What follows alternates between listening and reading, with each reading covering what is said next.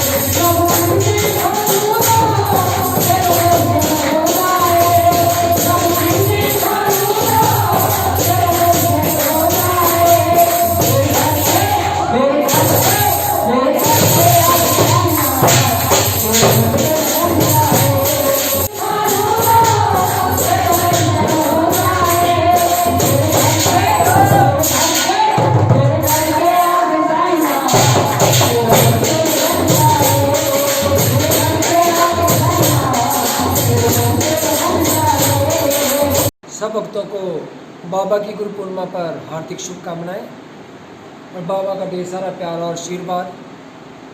बाबा के आशीर्वाद से सबके घरों में खुशियां मिले, मैं तुझे ही अरदास करता हूं बाबा के पास।